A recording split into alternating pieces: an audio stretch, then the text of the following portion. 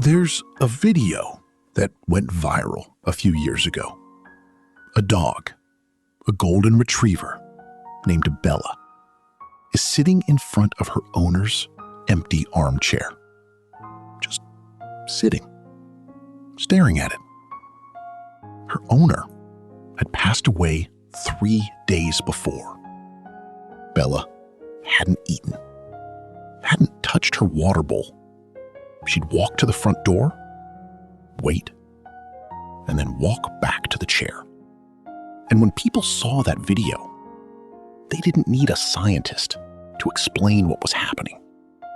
They just knew. But here's what science has actually been trying to answer for decades.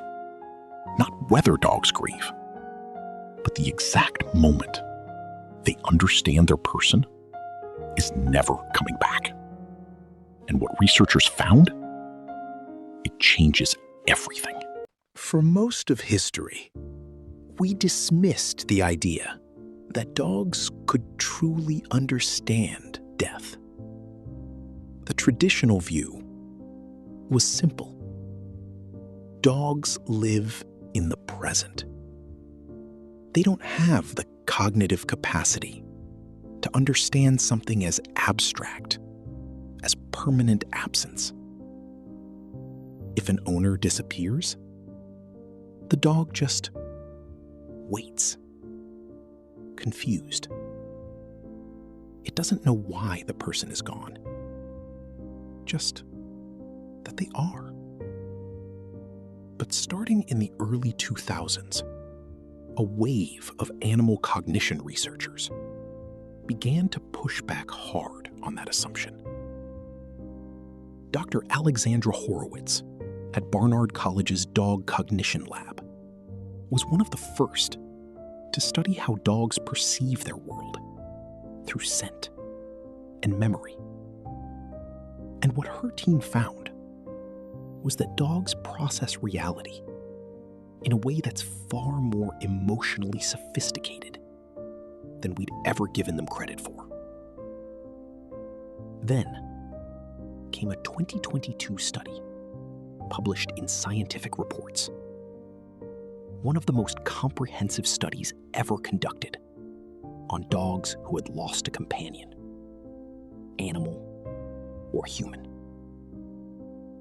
86% of the dogs in that study showed significant behavioral changes after a loss. But the most striking finding wasn't that dogs grieved. It was when they began to. Not when the person left. Not when the days stretched on. There was a specific moment. A measurable, identifiable moment. And researchers could pinpoint it. Here's what you need to understand about how a dog's brain actually works. Dogs live through scent first. While humans have roughly 6 million olfactory receptors, dogs have up to 300 million. Their entire understanding of the world, who is safe, who is loved, what belongs, what is missing, is built through smell before anything else. And here's where it gets remarkable. When someone dies, their scent doesn't disappear immediately. It lingers on their clothes, their chair, their pillow. For a dog, that scent isn't just a smell. It's a presence, a signal that says, this person is still here in some form. Researchers began tracking what happened to dogs in the days immediately following an owner's death, monitoring cortisol levels, that's the stress hormone, sleep patterns, and behavior around objects carrying the owner's scent. What they found was a clear two-phase pattern. In the first phase, the days right after the death, dogs showed what behaviorists call protest behavior. They would search, pace, vocalize, wait by the door, refuse food. This is the phase most people recognize, the heartbreaking phase. But then, usually between day 3 and day 7, something shifted. The scent on the owner's belongings began to fade. And it was in that specific window, that olfactory window, that the dog's behavior changed fundamentally. The searching stopped. The pacing slowed. The dog would return to the owner's chair or clothing, sniff it slowly, and then simply lie down, quietly.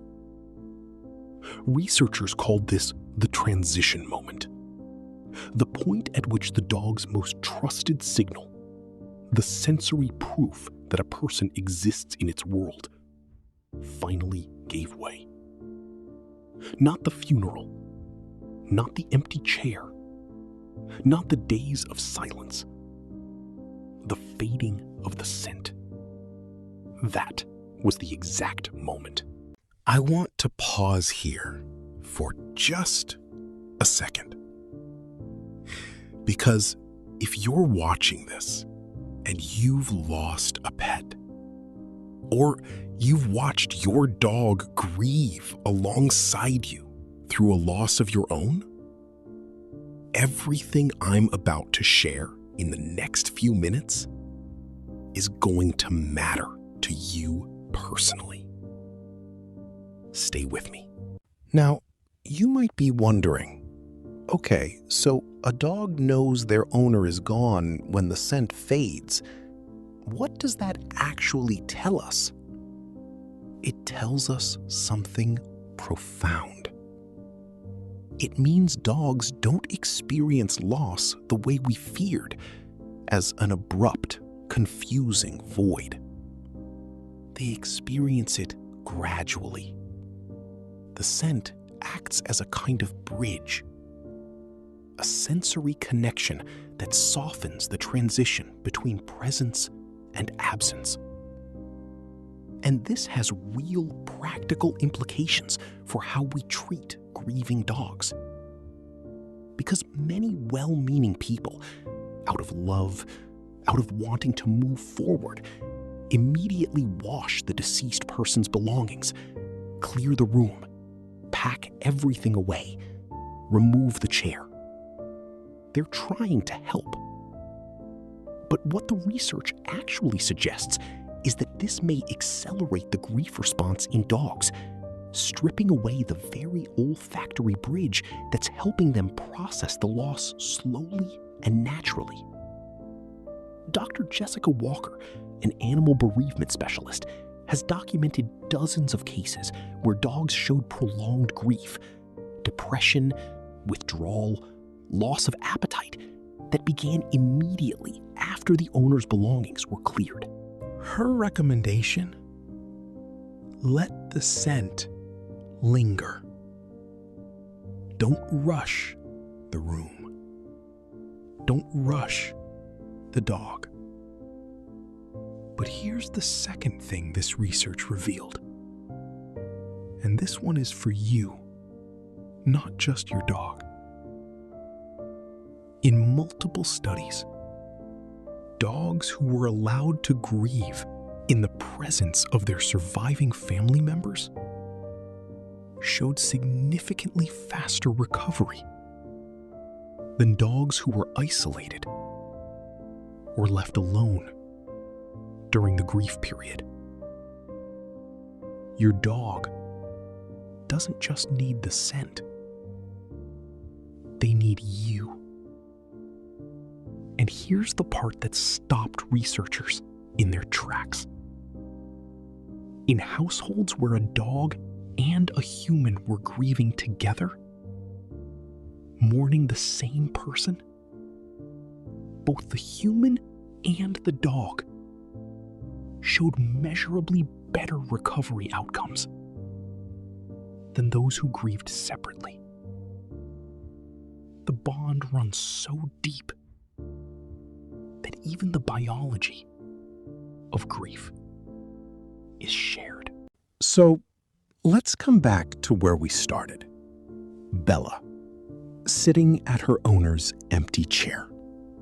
We now know she wasn't just confused. She wasn't just waiting.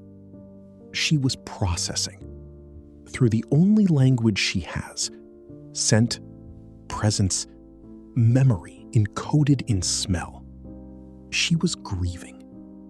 And the moment that chair stopped carrying the scent of the person she loved, that was the moment she understood.